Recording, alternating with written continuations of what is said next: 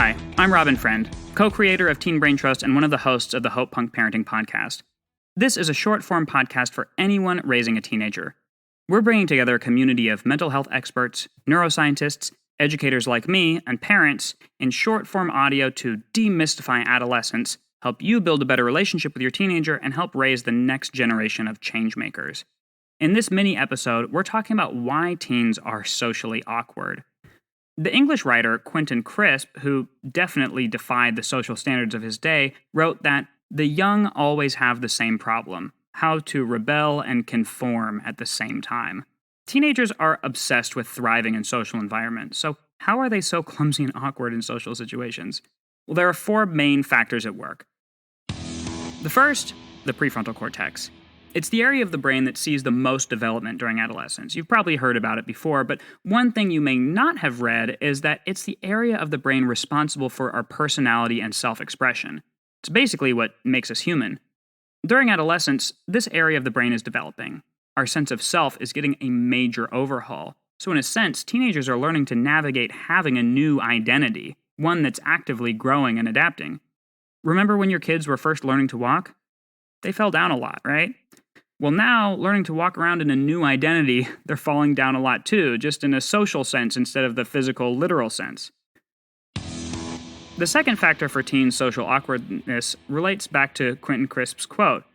Millions of years of evolution have taught us that once we become adults and leave the protection of the family unit, we need to have strong social bonds with other people in order to survive. During adolescence, a switch is flipped in the brain that screams at kids to get out and be social with peers. All of a sudden, their role models become people their own age, not adults. The social scripts they learned when they were younger become burdensome and outdated, and there's a physical need to be a member of their peer group, distinct from being a member of the family group. Basically, all the social scripts that they've learned up until this point become obsolete and distasteful to them. These are scripts based on them being a child, a protected member of the family unit. Now they need to develop new social scripts, where they're an individual, a member of society, someone not dependent on their parents for survival, even though they still literally are. So not only are they navigating a new identity, but they're learning to act and behave according to a whole new set of social guidelines. Another thing the adolescent brain does to promote this process of getting out in the world and becoming a member of society is it floods the brain with a hormone called oxytocin. Oxytocin has been referred to as the bonding hormone or the love hormone, and it's a big part of what makes us feel connected to others. It's also related to the feeling of self-consciousness. A side effect of feeling connected is the feeling of being watched or observed by those you are connected to, often connected with a desire to impress. Psychologically, teens are in a process of discovering who they are in relation to a wider world, and this means that they're more self-conscious, which makes them more awkward.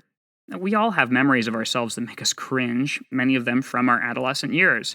Of course, this aspect of feeling like you're constantly being watched, observed, or evaluated has not been improved by social media.